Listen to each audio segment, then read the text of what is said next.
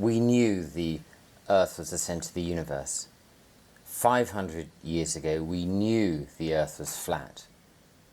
Imagine what you'll know tomorrow. We live in a world of rules, roles and scripts. It's a narrative that we live. And if we look inside and think, well,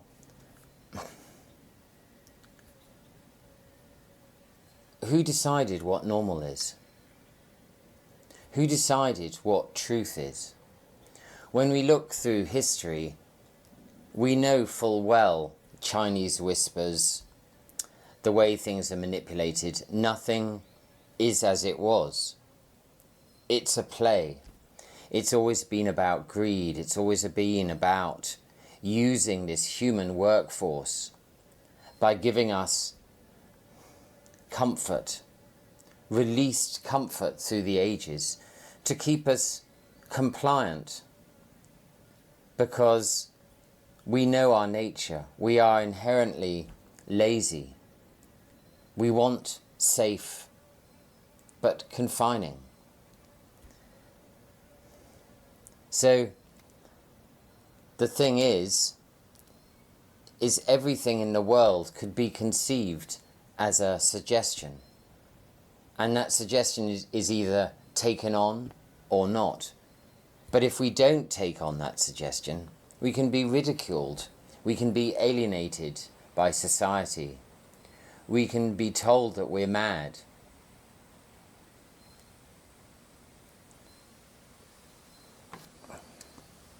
This is a piece of wood.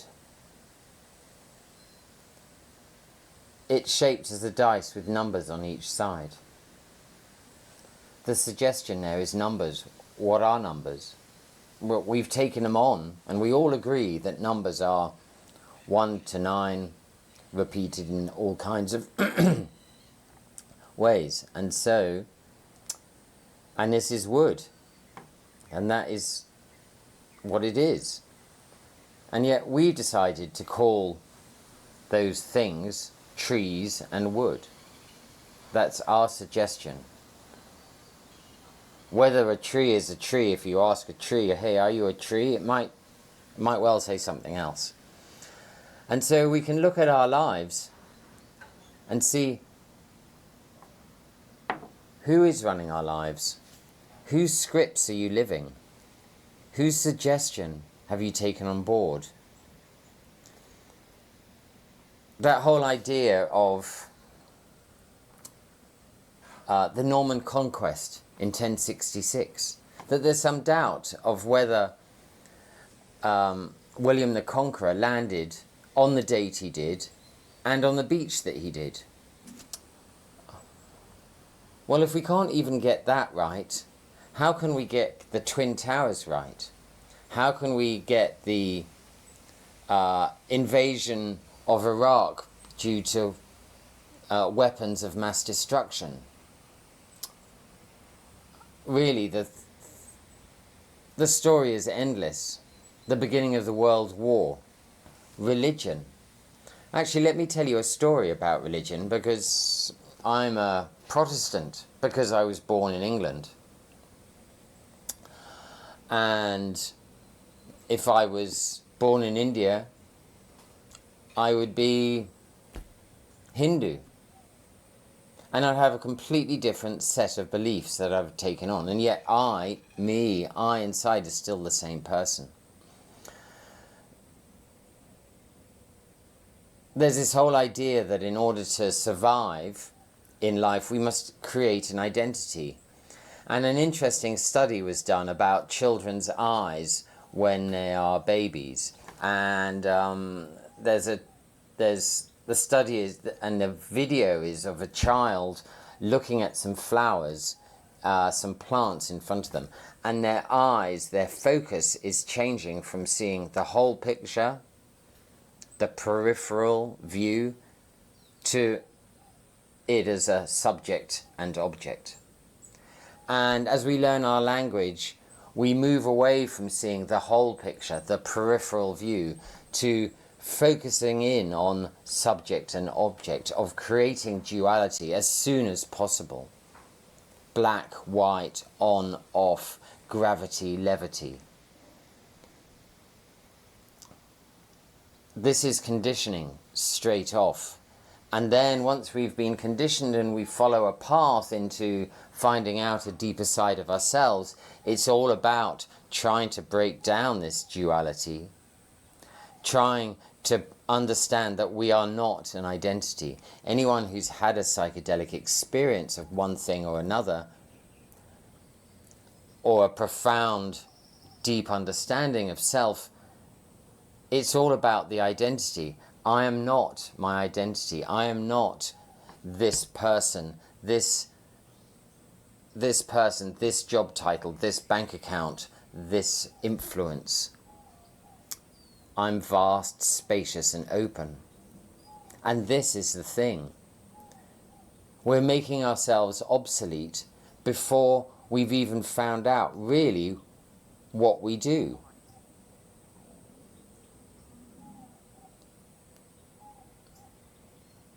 We've never really had a chance through history to focus on what we are as human beings. What is our capability? We get told that we only use a certain percentage of our mind. Well, what's the other part for?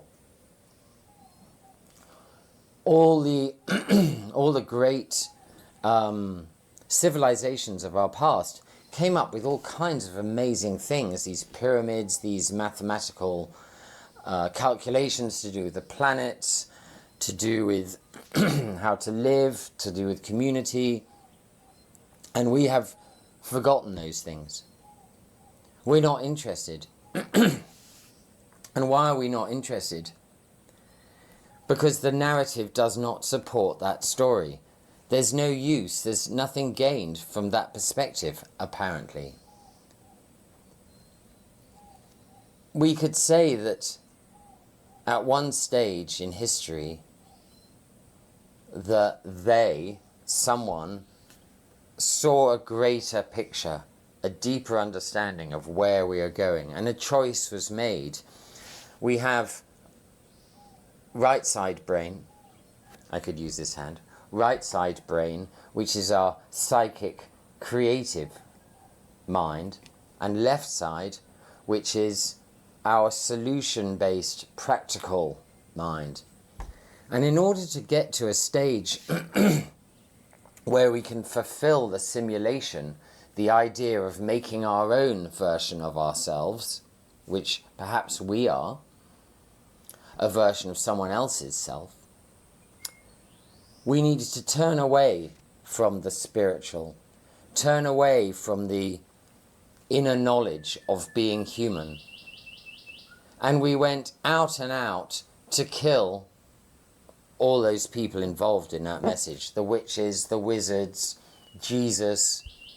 It's just endless. An endless slaughter of a certain knowledge that's now lost.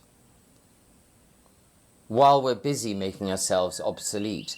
The machines were meant to make us all happier, our life easier. We were going to have machines that would do the work. It hasn't really happened so far. We've created social media so we can network with each other, and yet there's more lonely people than there ever has been. So there's obviously some kind of error going on. And really, to blame anything, to blame the governments, to blame the climate, to claim money, democracy doesn't work, it's just looking outside ourselves and to blame someone else for the script that we're living. We are responsible for ourselves. We are sovereign beings, though we're busy trying to give it away as hard as we can. We are sovereign beings. And when we look inside ourselves, we can see that we are not our identity. We are not the things that we are so forced to believe.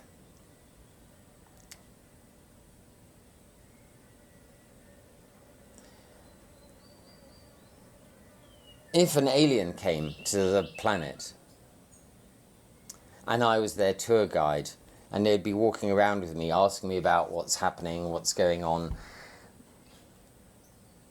I would have some really strange answers to give to this alien. Why are you at war with everyone? Why do you all act against each other? Why are you so suspicious of each other? You all seem to be so comfortable. And that comfort stops us resisting anything. We just go, yes, yes, yes. We even fight so hard for that system. What's this thing I've got, actually? I've got this quote here. This is from the Matrix movie. You ever have that feeling that you're not sure if you are awake or still dreaming? The Matrix is a system, Neo. That system is our enemy. When you're inside, you look around, and what do you see? Businessmen, teachers, lawyers, carpenters. The very minds of the people you're trying to save. But until we do, these people are still part of that system, and that makes them our enemy. You have to understand that most of these people are not ready to be unplugged, and many of them are so inured, so hopelessly dependent on the system that they'll fight to protect it. Really, when we think about this, that we all know that something is inherently wrong with the way we're living. We live in a time when there's just always a war going on somewhere on the planet. There is greed, there is so much inequality in life, and it doesn't need to be. And it's not about blaming the government, blaming all these different external forces. It's about understanding, admitting to ourselves, we're so comfortable, we don't really want change. We're so comfortable, we don't even know what that change would be. We can't do anything because we're just too little. We're just the little people. But these things aren't really right. If we all stood up and went, okay, next Thursday when no one on this planet is going to buy Unilever products.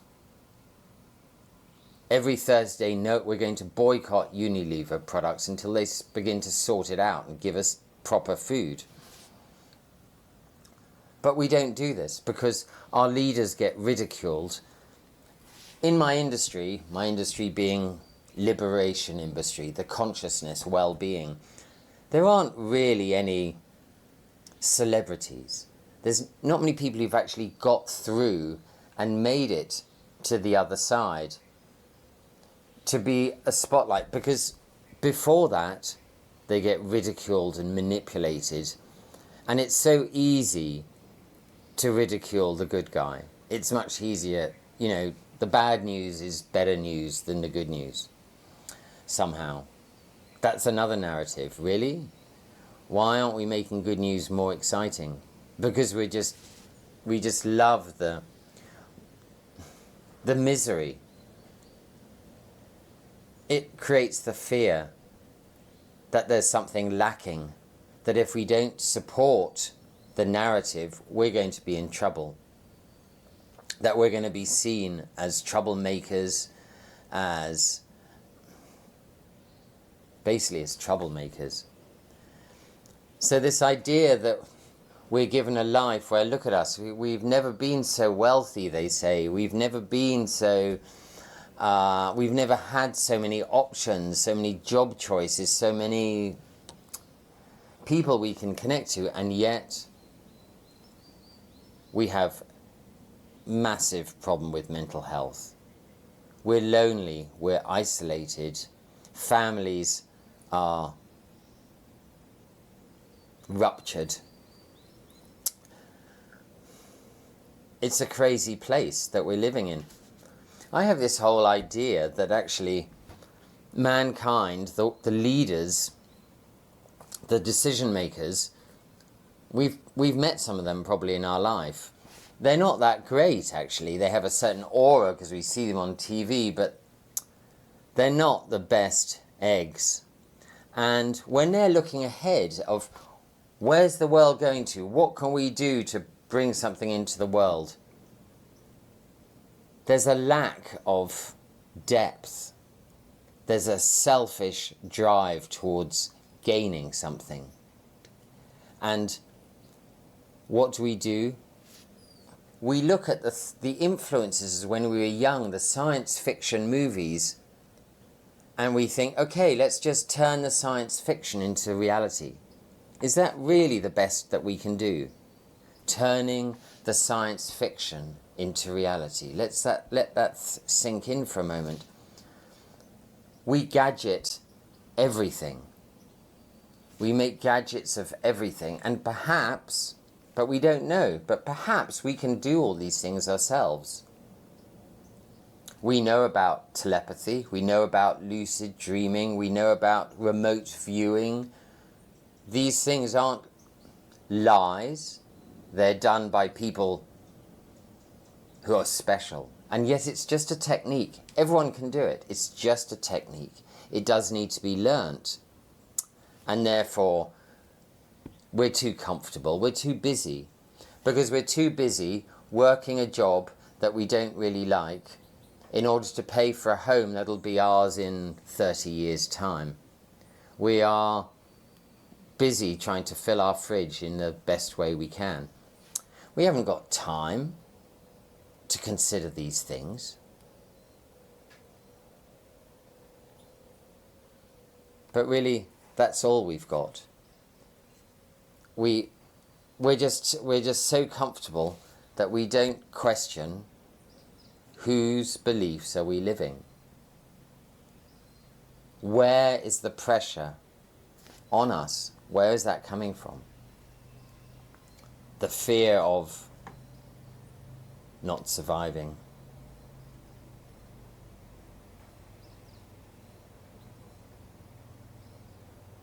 The fear of just not being good enough. So, anyway, yes, slightly lost my thread there. And so, people have made these science fiction movies, and now here we are in this world where Daffy Duck, Donald Trump, is running the world, bullying everyone around with his nonsense. I mean, really.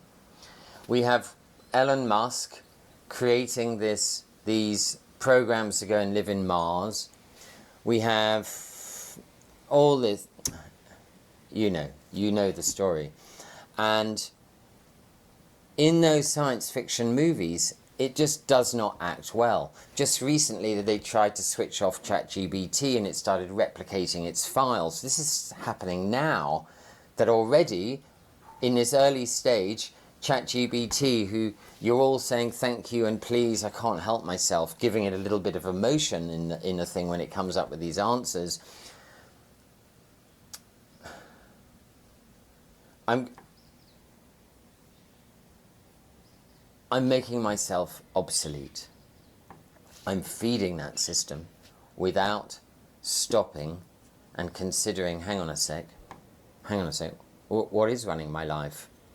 This science fiction movie is going along, and in that science fiction movie, really, across the board, the science fiction movie starts when the disaster has already happened. Machines have already taken over. The resistance is already squashed. It didn't get started earlier on because, like mankind, we don't do anything until it's too late.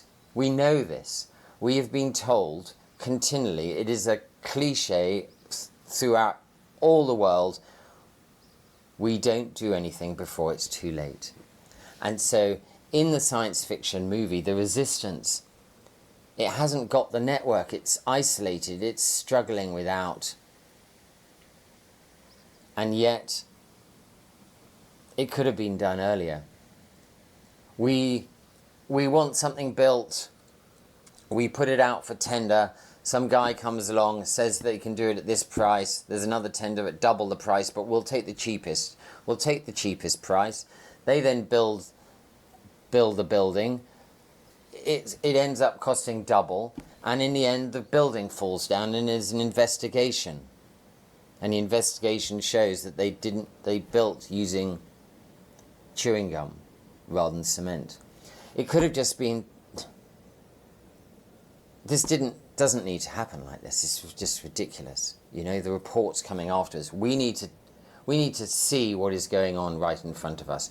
We need to see that within that science fiction movie, which is the model that we're living in now, the model that we're living in now is becoming this dystopia, this place of city living, digital cards. I mean, we know, we all talk about this story of something going wrong, what's AI doing, and it is not AI, it is the unconscious ignorance of man using these machines and trying to find an angle to bring them greatness, to bring them success, to feed their family, to create legacy. Are we at that place where we need to look for ChatGPT to tell us about ourselves? Why are we doing this?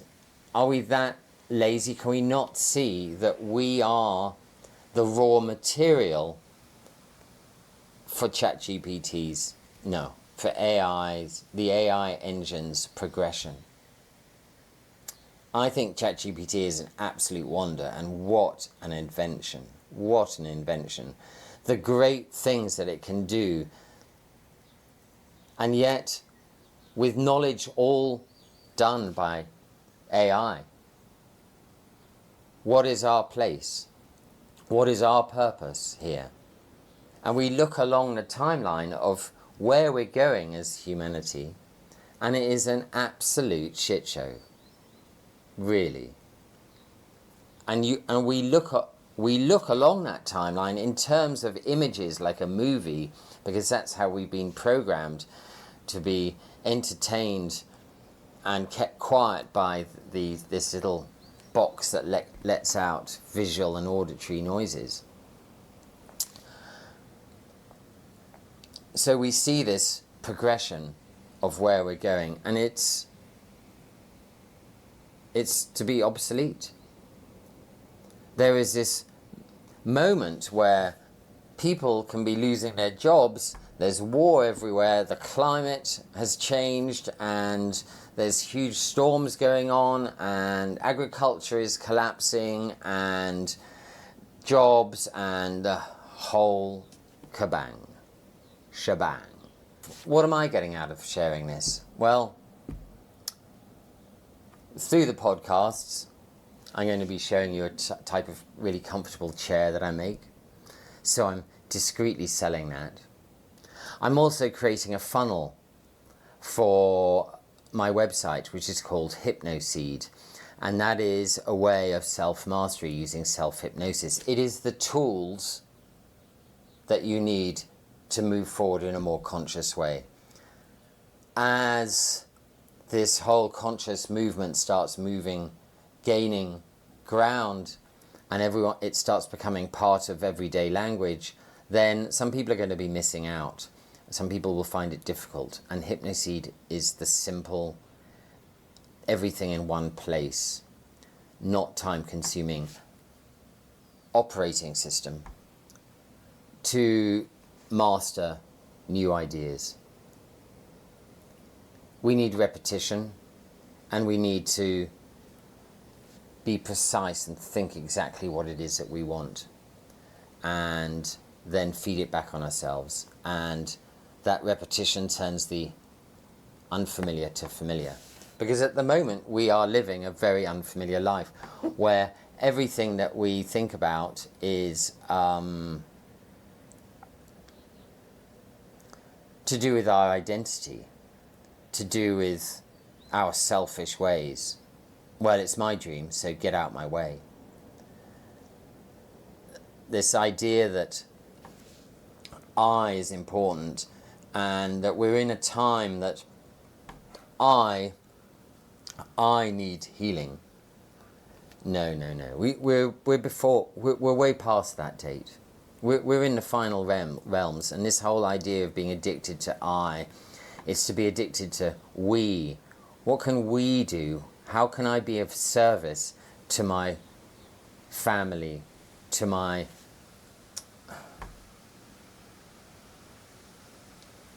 to my country, to my company, to my, how can I be of better use? This idea of putting flair into it. The flair is that, well, I used to be a flair bartender once, many, many moons ago. And I could just pour a drink. Or I can spin the bottle around and put flair into the exchange and make it as good as I can be. And that's the thing, is waking up with this motivation that I am vast, spacious and open. I am not my identity. I'm not my thoughts. My thoughts arise and they go. What is the source? Where is the source of my consciousness? Ramana Maharshi has a small book, a pamphlet, Ramana Maharshi. And for me, out of all the gurus and liberated humans who've come before us, his message is very clear and very simple. There's not lots of dogma and blah blah. It's not lots of blah blah at all. It's just a question. To look behind your thoughts, to see, to question, whose life are you living? When you look at your life,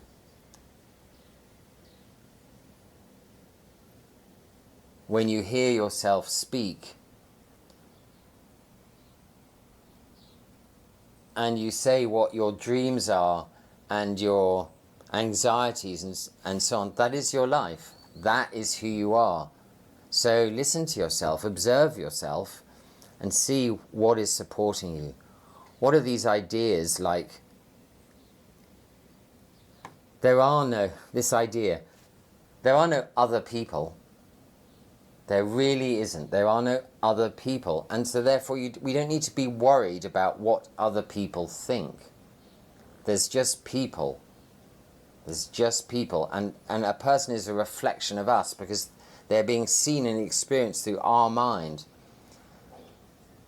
So if we act a little bit more responsibly for our mankind, for our humanity, and stop living so self-centered, we can see that our technological advance is the most beautiful, wondrous thing possible. In order to move forward as a planet, we need a greater engine of discovery, which is what AI is. We just need to understand that people are going to get in the way of that beautiful ideal. And there's a number of different paths that this revolution that we're into now can go down. And one of them is it makes our life easier. Our time, we have an abundance of money, we have abundance of anything that we need. Things can be made in a different way to last longer. The cost of making a washing machine, because the machines are making them, is just so much less. Everything's so much more efficient, and we have time to use our right-sided mind, our creative psychic mind, to learn how to communicate and understand each other better. It's such a shame to be making ourselves obsolete before we've even discovered what we do. We've just spent years from being a slave to where we are now. Are we still slaves? And everything has been done possible to not allow us to look at ourselves, to observe ourselves as we are, to make what we do fascinating. It's better just to make a gadget which wealthy people can buy but poor people can't, but the poor people really want to have it because it's just amazing. And yet it's a cop-out. It's because we're kept in this comfortable way where we don't actually have to you don't need to do the work. You just listen to us and we'll give you a little bit of money, just enough money so you don't complain enough.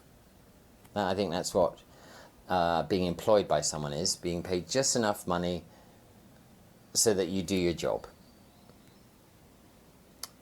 So it all starts with just being a lot less serious about our identities and a lot more open to the idea that we have a responsibility. It's not just, oh, it's our time now because the robots are going to take over and we don't really have a place anymore, so we won't have children. We'll just dry up and die. Oh my God. Really? Is that the courage that we have? That's just not a good movie. What is the good movie script? What's the good movie script where the world turns around and goes, no, actually, we're all going to do this and we're all going to find the resistance because all we have to do is say no. Critical mass, 66%. So I'm going to, on this series, I'm going to just go through various points and have a think about how they reflect what we can do, tools that we can use, questions that need to be questioned. And any leaders out there who are ready to go up against the media, to be robust, to not be sensitive, to be able to be quiet enough so that we can hear how the manipulation is going beforehand. If we think of the famous Terry Wogan interview of David Icke and how he was manipulated, he had some fancy ideas. I mean, he got a bit carried away, but he had some fancy ideas and he was just taken down because he just said the wrong thing. It's so easy to ridicule, but we so need a decent leader. And it's just incredible that this consciousness movement has been going on since, I don't know, the 60s. So 60, nearly 70 years. And any leaders that we have,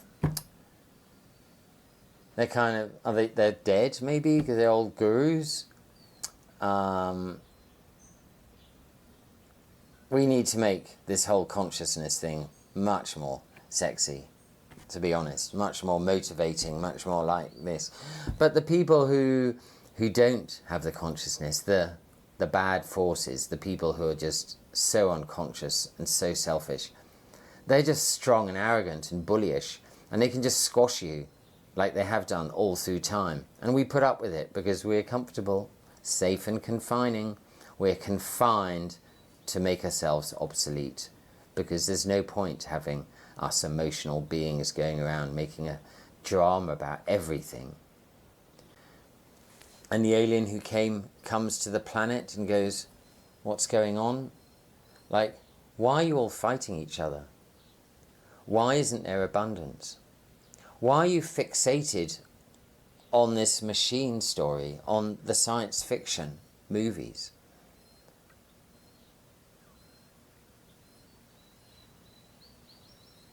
You have this thing called money. How's that working? How's anything really working for us? In all departments at the moment, it's a mess. But we wake up, we have to be positive. Let's keep manifesting. Let's keep manifesting. We should all be manifesting for our greater good. The we and not the I. The we and not the I. So that's a starter. As in the movie The 12 Monkeys, this quote, there's not right, there's no wrong, there's only popular opinion. The collective unconscious. The collective unconscious. They say it doesn't exist. They? Who's they? The scientists? No. The who? The collective unconscious is this idea that we know is kind of true. Twinkle, twinkle, little star, how I wonder how you are. It's known around the world in different guises, all from the collective unconscious.